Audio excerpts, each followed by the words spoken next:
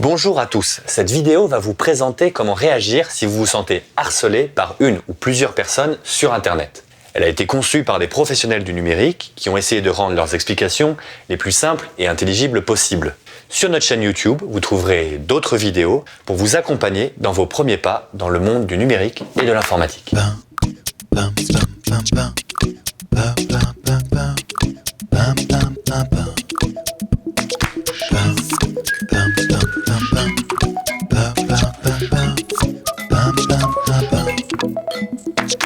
Ce câble qui vous apporte 40 possibilités de choix à domicile est, je crois, la révolution de l'avenir.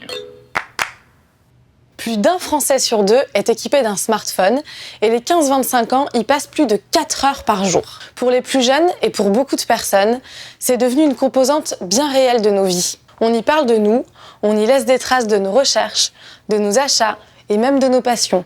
En même temps, c'est absolument génial le numérique. Ça nous permet de discuter grâce à Skype avec des amis à l'autre bout du monde, de voir des photos de leurs enfants, de partager tout un tas de choses qu'on pouvait pas faire avant. Mais bon, ce que je me pose comme question, c'est est-ce que c'est pas risqué tout ça ? En fait, on retrouve chez les êtres humains leurs qualités et leurs défauts sur Internet et sur les réseaux sociaux, comme dans la vraie vie. Donc il faut faire attention à ne pas tout dire, ne pas se comporter de manière irresponsable, même sur Internet. Il faut faire attention à tout ce qu'on transmet grâce à nos ordinateurs. Nos données ou les informations qu'on laisse peuvent être réutilisées de manière plus ou moins problématique. On voit fleurir depuis quelques années des exemples de séparation qui tournent mal, où l'un des deux protagonistes, quitté par l'autre, cherche une sorte de revanche et d'humiliation en diffusant des images de son ex nu. On voit bien que le sentiment qui anime cet acte n'est pas directement lié à Internet. Cela existe depuis toujours. Mais aujourd'hui, en quelques clics, en quelques secondes, une info peut faire le tour du monde. Donc, les dégâts en sont d'autant démultipliés. Et cette pression peut véritablement tuer. Il existe beaucoup trop d'exemples, malheureusement, de personnes harcelées par Internet, sur les réseaux sociaux, ou bien par des menaces de divulgation de photos ou d'informations privées sur le net. C'est un véritable fléau, et les personnes ne savent pas forcément comment réagir.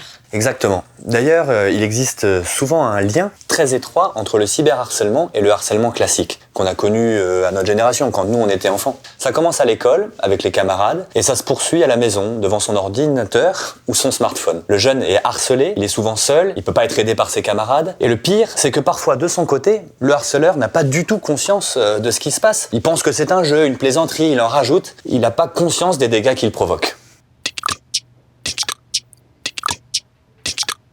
Mais alors, comment peut-on prévenir le cyberharcèlement ?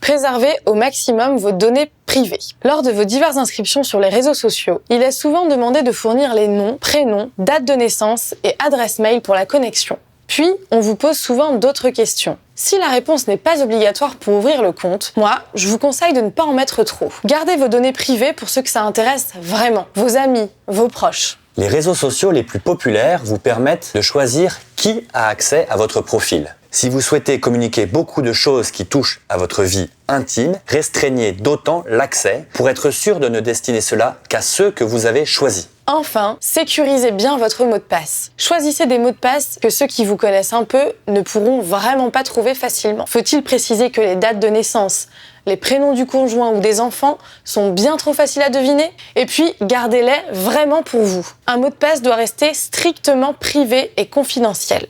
Enfin, n'oubliez jamais, si vous n'êtes pas le seul à utiliser un ordinateur ou un téléphone, après chaque utilisation, systématiquement, pensez à vous déconnecter de toutes les sessions que vous avez ouvertes. Et si je suis déjà harcelé, que dois-je faire ? Le cyberharcèlement se manifeste au travers des contenus, écrits, photos ou vidéos échangés par Internet ou par téléphone mobile qui laissent donc des traces. Il est beaucoup plus facile à prouver que d'autres types de harcèlement. Gardez immédiatement toutes les preuves de celui-ci. Mail, SMS, vous gardez tout.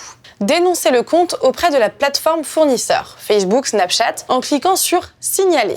Signalez-le également sur la plateforme du gouvernement, sur internet-signalement.gouv.fr/portail web ou sur NetÉcoute au 0800 200 000.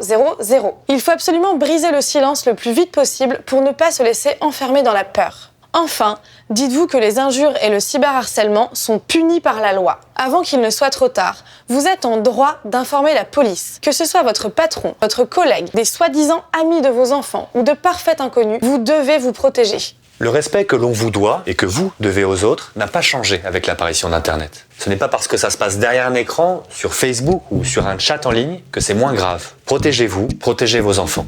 Si vous voulez en apprendre davantage sur le fonctionnement du web, des moteurs de recherche ou des réseaux sociaux, allez donc faire un tour par ici. Vous trouverez par là une vidéo passionnante sur l'origine des différents contenus que vous trouvez sur Internet. Enfin, nous en avons déjà parlé dans cette vidéo, mais ce tuto sur l'e-réputation peut vous intéresser.